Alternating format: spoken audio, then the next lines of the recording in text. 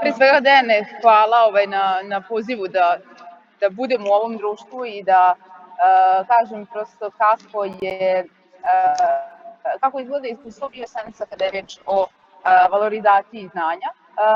Pre svega bih se nadovezala na Milaninu prezentaciju iz prostog razloga što je neophodno radi kvalitetnog razumevanja organizacije instituta za koju mislim da je ključno za niz naših uspeha. Dakle, Biosens nikada nije imao projektnu kancelariju.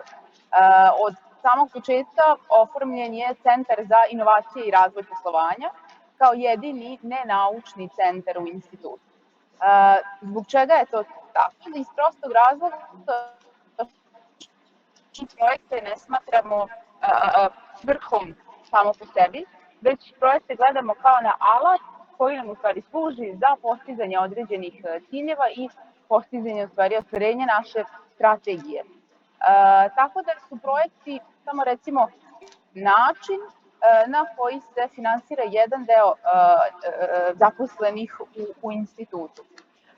Ovaj Centar za inovacije i razvoj poslovanja se bavi jednim širokim spektrom podrške naučnicima, tako da, između ostalog, oformili smo kancelariju za projektni menadžment, takozvani PMO, koji pomaže naučnicima i u pisanju i u pre svega formulaciji, adekvatnoj formulaciji njihovih ideja za odgovor na određene pozive mahom Evropske komisije, naravno pripreme projektnih predloga, networking, pronalaženja adekvatnih partnera, ali i u fazi implementacije tu smo da pomognemo u svim aspektima. Ivana je pomenula da problemi nastaju tek onda kada se u stvari dobije ta informacija da smo dobili projekat i potpuno sam tu saglasna sa njom, ali jedno veliko iskustvo kao i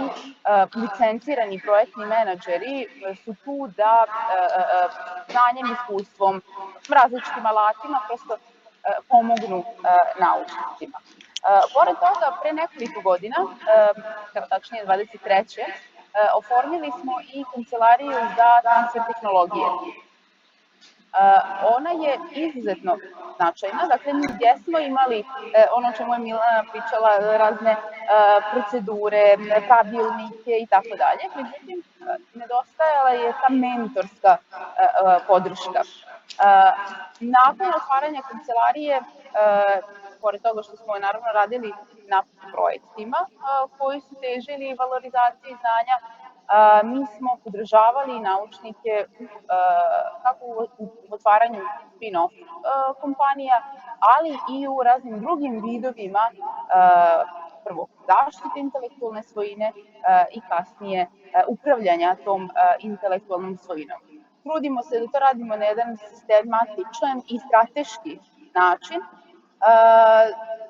Tako da malo pre je bila diskusija oko toga šta to sprečava možda nekad institucije da oforme spin-off. Ja ne bih to nazvala sprečavanjem, pre bih nazvala odlukom, strateškom odlukom rukovodstva o načinu na koji će određena intelektualna svojina biti specijalizovana ili u svakom slučaju valorizovana. Mi trenutno imamo, reći ću treći onako se pomalja, izuzetno uspešna spin-offa koju vode naši naučnici uz naravno asistenciju, odnosno rad ljudi koji su zaposleni isključivo u tim kompanijama. Neki su bili deo Startech programa, za neke se nadamo da će biti deo nekih novih naledovih programa koji će biti u budućnosti, ali ono što je ključno je da odgovaraju na savremene probleme. Recimo, jedan se bavi senzorima za detekciju različitih elemenata u zemljištu. Tako da znamo koliko je danas zemljište s jedne strane popularna tema, ali sa druge strane veoma tema kojom bi svi trebali da se bave, koji god mogu da doprinesu prosto zdravlju zemljišta, remedijaciji i održanju mislim da bismo svi trebali na nekom državno-strateškom nivou da se ovim pozabavimo. Pored toga, mi imamo, kao što sam rekla, i kancelariju za projektni menadžment koja se bavi pisanjem projekata. Pre nekoliko meseci je bio raspisan veliki poziv Evropske komisije za, između ostalog, podršku kancelarijama za transfer tehnologije, za razvoj ovih elemenata u institucijama i srećni smo da smo uspeli da kroz propozale koje smo poslali pokrijemo jedan veliki deo razvoja kako transfera tehnologije, tako i odnosa sa industrijskim partnerima. Recimo, ono na što smo izuzetno ponosni jeste naš program inkubacije koji je usmeren na istraživače u celoj Republici Srbiji, kako bismo ih ohrabrili da izađu iz svojih laboratorija i makar testiraju svoj neki pronalazak, rešenje i tako dalje. Imali smo 12 timova do sada i od njih mnogi su aplicirali na ovaj Smart Start program, mnogi su, zapravo 4 su spin-offa osnovana iz ovog programa i zaista se nadamo da ćemo u naredne godini nastaviti sa ovim programom, jer je veoma specifičan i usmeren je upravo na naučnike, a svi znamo da ipak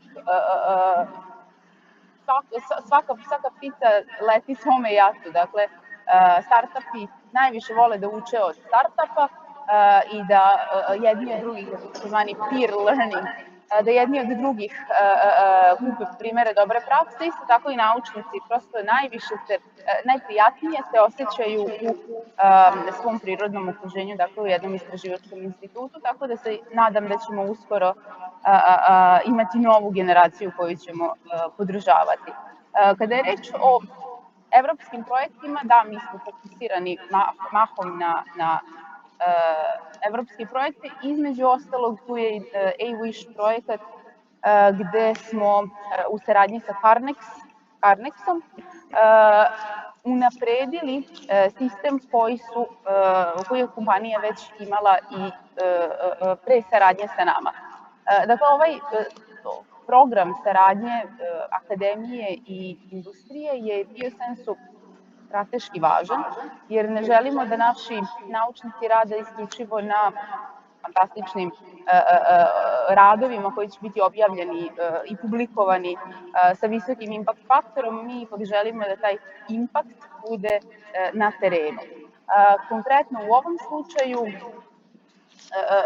tada, recimo, kada se pisao ovaj projekat, nismo imali sistematizovanu kancelariju za transfer tehnologije i saradnje sa industrijom, ali na jednom neformalnom događaju smo pričali sa tadašnjim CTO-om MK grupe, rekli šta mi radimo, šta bismo mogli i na taj način, dakle u jednoj neformalnoj atmosferi, dogovorili da bismo mogli da imamo pilot. Ono što smo mi radili jeste detekcija kašlja prilikom proizvodnje svinja i rana, dakle detekcija pneumonije. Smo dodali na to još neke tehnologije koje su razvijene u drugim evropskim zemljama i sada stvarno i oni se mogu pohvaliti unapređenjem sistema.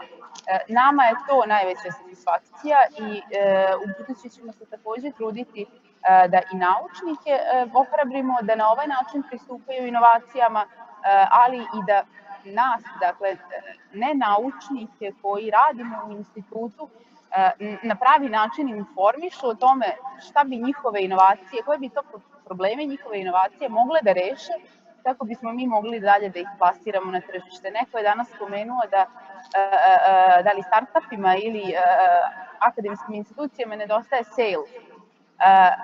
Sales se u mnogome razlikuje od onog klasičnog industrijske prodaje, tako da mi se suštinski hranimo idejama i rešenjima, odnosno rešenjima problema koje naše inovacije iz naše kuće mogu da reše. Tako da, evo, ja sam veoma otvorena, ovde ima mnogo predstavnika nauke, ali i industrije, tako da veoma smo otvoreni za saradnju i za zajedničko otkrivanje elemenata koje bismo mogli zajedno da radimo i tema na kojima bismo mogli zajedno da radimo. Milice, ja ti se zahvaljujem. Ono što je isto tako važno da napomenemo jeste upravo da to što ste vi pomenuli, da se nešto ne završi nekim radom sa visokim impact faktorom, što obično bude primarna stvar ljudi koji su na akademiji, da takvu vrstu diseminacije odrade ono što im je neophodno na projektu, dobiju sa sebe referencu koja im je neophodna za dalje napredovanje i uglavnom to upakuju u takav format da to bude prihvatljivo za taj časopis, da li on tematski ili ovakav ili nebitno, ali upakuju tako da to recenzentima bude dopadljivo, da se uklapa u njihov frame. Međutim, ono što fali nakon toga jeste zapravo ono što je suštinski. Međutim, sada kada tu situaciju opet malo zagledamo i sa nekih drugih uglova, jeste da to primarno jeste delovanje instituta. Znači, institut je taj koji zapravo razvija upravo tu, ajde kažemo, komercijalizaciju nečega i zbog toga i postoje, bave se naukom koja treba bude formalizovana. Akademija je ipak više tu, kada kažem akademija, mislim na institute, oni više ipak tu, ajde kažemo, sporedno se bave naukom, usput rade projekte, primarna im jeste edukacija, obrazovanje. Ali, naravno, isto tako, mislim da je odličan put upravo i u okviru fakulteta jesu spin-off kompanije, odnosno startup kompanije koje bi, odnosno kako god to nazvali, startupi koji će nastati kao rezultat upravo tih nekih istraživanja da bi dalja implementacija i korišćenje tog znanja bilo upravo valorizovano na pravi način, a to je kroz njegovu komercijalizaciju, dobijanje brenda i tako dalje. Postoje biseri, odnosno svetli primeri, čuli smo ih, neke od ovih smo čuli, ali kažem, eto, to je malo zaista teško u sistemima fakulteta i zbog toga upravo ono što smo pričali sa Ivanom i sa Milicom jeste da upravo i zato postoji potreba za pravljenjem spin-off kompanija, odnosno startupa.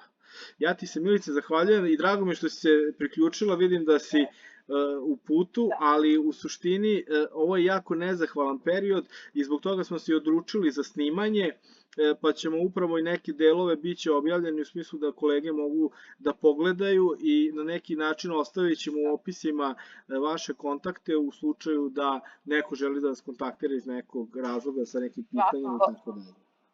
Svakako još samo jedna rečenica, potpuno saglasna sa svim što si sada rekao i mi takođe, kada sam rekla da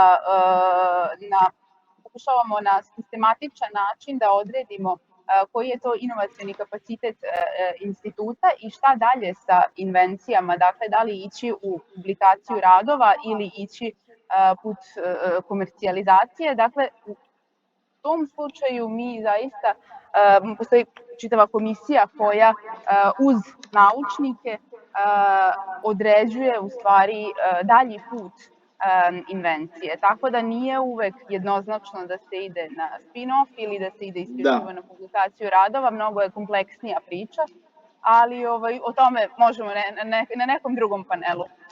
Da. Važi, Milice, ja ti se zahvaljujem. Hvala vama.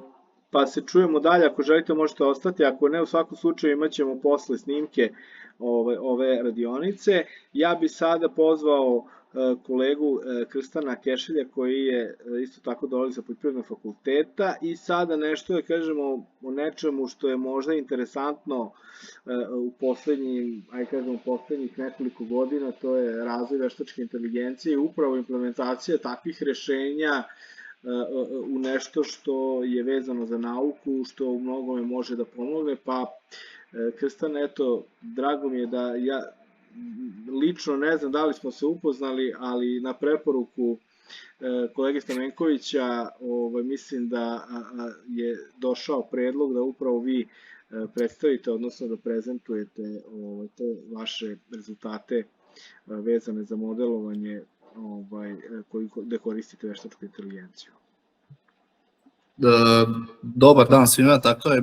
Pa možda smo se upoznali, po fakultetu se svakako i viđamo, tako tuda. U svakom slučaju, ja ću pričati danas o delu svog doktorata, kako se zove, delovi rezultata doktorata, gde smo radili modelovanje prinosa pšenice primjenom mašinskog učenja. Mašinsko učenje je termin koji je, kako bih rekao, koristi se za veštačku inteligenciju, odnosno osnova veštačke inteligencije je machine learning, odnosno mašinsko učenje, tako da je ovo faktički na neki način veštačka inteligencija.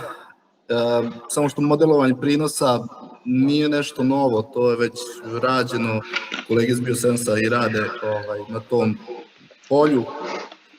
Samo se teo proverim, vi vidite sve ok, da se vidi moj ekran kako treba? Da, sve ok, vidimo, dobro. Odlično. Sad jedino što smo mi pokušali jeste da problem kod prinosa prediktovanja, odnosno predviđanja prinosa jeste što su rezultati dosadašnji takvi da nisu baš zadovoljavajući za neku komercijalizaciju. Ovo je već kad se i priča o komercijalizaciji, ja mislim da je ovo jedan dobar primer da li ići u te naučne radove, mada su iz ovog proizašla 2 naučna rada za M21, ja mislim da su kategorije, sad ne mogu da se setim koji su kategorizacije, ali u svakom slučaju da li ići u tom smeru, da li ići u komercijalizaciju. Mi smo pokušali da povećamo preciznost tih modela, da oni budu, da mogu da se koriste. Tako, a način na koji smo to uradili jeste primjenom multispektralnih podataka sa drona, odnosno multispektralnom kamerom. Pa sad zašto je predikcija prinosa pšenice važna? Jedan od stvari je svakako znači za poljoprivrednike, odnosno poljoprivredna preduzeća, drugi je uticaj na bezbednost snabdevanja hranom i ekonomiju i neki treći bi bio neke ekološke prednosti, ako znamo unapred prinos. Ako pogledamo za poljoprivrednike, odnosno za poljoprivredu, svakako to optimizacija resursa, efikasnija raspodela samih resursa kao što su đubrivo, voda, pesticidi, smanjenje nekih nepotrebnih troškova, znači generalna optimizacija, ali tako planiranje, strategija, pomoć u planiranju setve i žetve, donošenje odluka u izbora useva za narednu sezonu, upravljanje rizicima, poznavanje očekivanog prinosa, omogućava bolje upravljanje rizicima povezani sa vremenskim promenama i tržišnim cenama, tako koji smo svedoci smo da nikad ne znamo koje nas cene očekuju, tako da i za to bi mnogo omogućilo, odnosno olakšalo. Ako gledamo na bezbednost snabdevanja hranom i ekonomiju, svakako stabilno snabdevanje hranom je ključ za održavanje globalne obezbeđenosti hranom. Ako vi znate koliki će vam biti prinos, možete da računate da li ćete imati suficit ili deficit, ili tako, u te biljne kulture. Takođe, ekonomska stabilnost direktno bi uticala na cene, moglo bi lakše da se diktiraju cene tako na samom tržištu i njihove oscilacije koje se javljaju i naravno kako se kreirana politika, podaci očekivani prinos pomažu vladama i organizacijama da donesu informisane odluke, tako subvencijama ili uvozu, izvozu hrane. Recimo, zanimljivo je to da jedan naš veliki, moj prijatelj, veliki kako se poljoprivrednik, njega recimo u martu mesecu pitaju koliki će biti prinos pšenice za izvoz u Italiju, pošto mi dosta izvozimo tako u Italiju pšenicu, i onda on ode u njivu i on pogleda i proceni otprilike prinos i kaže, na osnovu toga se zasniva tako neka logika, on kaže na osnovu toga koliki će biti prinos. Znači ima primjenu. Što se tiče ekološke prednosti održive poljoprivredne prakse, predikcija prinosa pomaže u primjeni održivih metoda u poljoprivredi smanjujući prekomernu upotrebu hemikalija i unapređujući zdravlje zemljišta i naravno klimatskim promenama. Znači precizna procena može omogućiti poljoprivrednicima da se bolje prilagode klimatskim promenama, planirajući odgovarajuće mere za zaštitu od suša ili poplava koje kao što sad vidimo da se dešava, tako imamo sušne godine na koje ne možemo tako da utičemo, pa bi to pomoglo. Koji su izazovi? Svakako ima puno izazova u predikciji. Bilo koja vrsta predikcije je jako teška, a najteža predikcija je po nekom, dosadašnjem istraživanju tog mašinskog učenja i veštačke inteligencije upravo u poljoprivredi. Zašto u poljoprivredi? Zato što je poljoprivreda tako gotovo živ organizam i onda samim tim imamo jako velike varijabilnosti, da li to bili klimatski i zemljišnih uslova, Takođe bitno je da se precizno i rano prediktuje, nije smisao da vi prediktujete tako nedelju dana pre same žetve ili neki tako mali period, vama je u interesu što ranije da prediktujete, a da bi prediktovali što ranije, odnosno da bi predvideli, vama je neophodno puno informacija i da te informacije ostanu tako i naravno da bude precizno, ako nije precizno onda nema nikakvog smisla. Tako. I tradicionalne metode su zahtevne, spore i manje precizne, pošto već postoje neke metode koje se rade za predviđanje bilo kog prinosa, ne da postoje već 20 i više, 30 godina se radi predviđanje, međutim to su do sad bile sve invazivne metode, odnosno neke drugog oblika, nisu sa dronovima i sa kamerama isključivo. Ako kažem kako izgledao naš pristup, recimo, evo ovde ću sad neku hronologiju tako probati ukratko da objasnim događaje, znači mi imamo parcele, 400 parcela, to je onaj 100-godišnji ogled na institutu NS Semenu, da imamo 400 malih parcela, da imamo 5 sorti pšenice i imamo 20 kombinacija, kako se zove, MPK i onda sa time su postigli tu variabilnost, pokušali smo postignemo variabilnost koja bi se prikazala u, kako se zove, odnosno veštački da proizvedemo variabilnost koja se javlja u prirodi. Nakon toga naravno implementirali smo dron, snimali smo to periodično, smo snimali, neku matematiku, nego dosta matematike su uključili tu za određivanje vegetacionih indeksa, odredili smo konkretno 65 vegetacionih indeksa koji smo izvukli iz literature za koje smo smatrali da su bitni, da mogu da pomognu, odnosno da pomogu da bude veća, odnosno preciznija predikcija. Onda smo to implementirali machine learning, odnosno 25 modela veštačke inteligencije, odnosno mašinskog učenja, da vidimo koji od tih modela će najbolje se pokazati, odnosno koji će dobiti najbolje rezultate i koji su pogodni uopšte za predviđanje prinosa u poljoprivredi, koji se najbolje uklapaju, čiji algoritmi se najbolje uklapaju. I na kraju su dobili neki najbolji rezultat koji smo dobili 97% tačnosti modela, što je dosta onako visoko. Ako se pogleda u literaturi, vrlo retko se prelazi 90% predikcija modela, tako da su naši rezultati dosta dobri. Ako gledamo pojedinačno rezultate, ono što je vrlo zanimljivo jeste da je Random Forest i Extra3 regresor, odnosno drveća odluke na nekom srpskom jeziku prevedeno grubo, su bili najbolji modeli i pokazali su konstantno da su najbolji modeli, odnosno najprecizniji modeli u toku predikcije. Ako gledamo koji je taj najbolji rezultat koji ostane sa 0,97, tu nam je greška odstupaja 250 kg po hektaru, što je vrlo zadovoljavajuće za neku predikciju u odnosu na druge radove. Vrlo teško u radovima naći ispod tone, a neki greše i više modeli po samom hektaru, tako da smo mi vrlo smo zadovoljni ovim modelima, zato smo i lako objavili radove bez neke, da kažem, preterano kako se muke. Šta je jako zanimljivo takođe jeste da su multispektralni indeksi imali veću važnost od RGB indeksa. Multispektralni indeksi su, malo da se uputimo, onaj deo spektra koje ljudsko oko ne vidi, odnosno taj deo koji je osetljiviji kod biljaka, odnosno biljke koje su osetljivije. RGB je svakako ono što mi vidimo, tako što ljudsko oko vidi, ali i oni isto takođe u nekim fazama mogu da pokažu vrlo dobre rezultate, znači nekad dovoljno da imate RGB kameru, običnu kameru da dobijete zadovoljavajuće rezultate.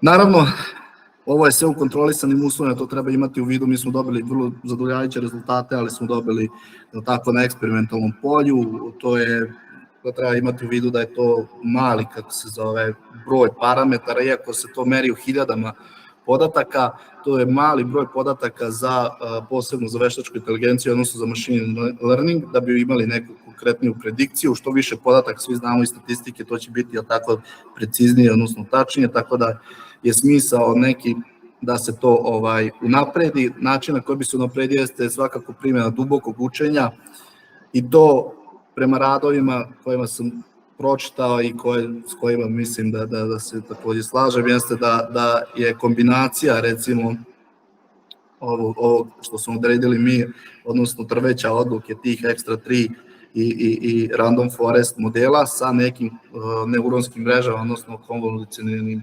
neuronskim mrežama ili long short term memory mrežama, da bi se još preciznije, odnosno da bi taj model bio robustniji, odnosno da bi više podataka moglo u sebe da uzme i da izbaci preciznije podatke. Takođe, skalabilnost i primenjivost, upravo ovo što sam rekao, trenutno je to tako bazirano na jednom modelu, odnosi se na 5 sorti, odnosi se na jedan region relativno ograničen, Vojvodina, velika je razlika u klimatskim uslovima, da li to bilo u Vojvodini ili bilo u Evropi ili bilo u Kini ili bilo u Americi, znači velike su razlike tako same po sebi, tako da i sa tim treba imati u vidu, odnosno da se poveća broj podataka koji se unosi u modele. I ono što bi ključ bio, odnosno što bi bio kraj, jeste neki sistem za praćenje u realnom vremenu koji bi vama mogao da omogući da vi u toku snimanja odmah dobijate neke rezultate, tako dron leti snima i da vama već, da se to u cloudu obrađuje i da on vama već daje neke podatke o tome u real time-u šta se dešava, da li trebate čak nešto da učinite, da li možete pomognete svom usevu da unapredite svoju, kako se zove, proizvodnju.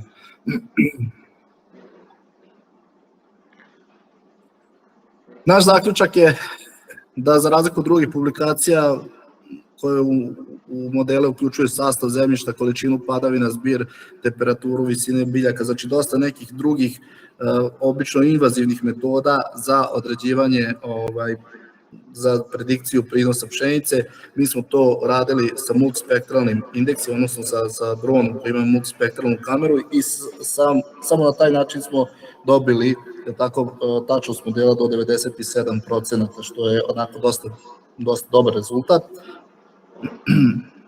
Tako da verujemo da u stvari sve ovo navedeno, visina biljke, gustina, biomase i tako dalje, u stvari ta multispektralna kamera može da obuhvati, odnosno kompletno fiziološko stanje biljaka, da se uzme u obzir sve ove faktore, kako se zove. Naravno, tu treba biti obazriv, to je još uvek u domenu istraživanja, ali to pokazuju nama rezultati da se može, jako se dobri rezultati mogu dobiti na modeli visoke tačnosti sa primjenom samo multispektralne kamere u odnosu na te prethodne radove gde su generalno unosili između ostalog, kao što sam rekao, visinu biljke, gustinu, biomase i tako dalje. I naravno treba da glasi da ovakav pristup ne samo da pojednostavljuje prikupljanje podataka, već jasno pokazuje izuzetan potencijal multispektralnih snimaka u preciznoj i efikasnoj predikciji poljoprivrednog prinosa. Znači da bi svako, faktički ko bi imao dron, kad bi se ovo naravno, kako se zove, moglo valorizovati i skalirati, mogao bi svako ko ima dron da ide da snima i da dobija rezultate unapred za predikciju, kako se zove, prinosa. Krstane, i nešto što me zanimljivo što je Zoki rekao, moj kolega Zoran Stomenković, znate ga svi, kaže biljke govore jezik o svetlosti, jednom priliku ovo izgovorio pa mi bilo zanimljivo, kaže elektromagnetnih talasa, a na nama je da pronađemo način da ih razumemo, tako smo i mi nešto zaključili iz ovog našeg istraživanja. Eto, ja sam bio kratak, nadam se da vas nisam... Krstane, zaista zanimljiva tema. Ono što je sada moje neko pitanje u svemu tome jeste, koliko sam dobro razumeo, vi ćete zapravo, vaš krajnji cilj jeste zapravo mogućnost da sada smo u eri dronova i tako dalje, da svako sa nekim svojim hardverom, da ga tako nazovemo, znači sa nekim svojim dronom i tako dalje, ima mogućnost kačenja na taj vaš sistem koji bi pomagao da oni sa svojim kamerama, sa drona i tako dalje, dobijaju procesuiranje zapravo tih fotografija i dobijanje tih predikcija. Ako sam dobro razumeo, to je zapravo suština priče. Ne pravljenje novog drona, ne pravljenje ne znam čega i tako dalje, već upravo to.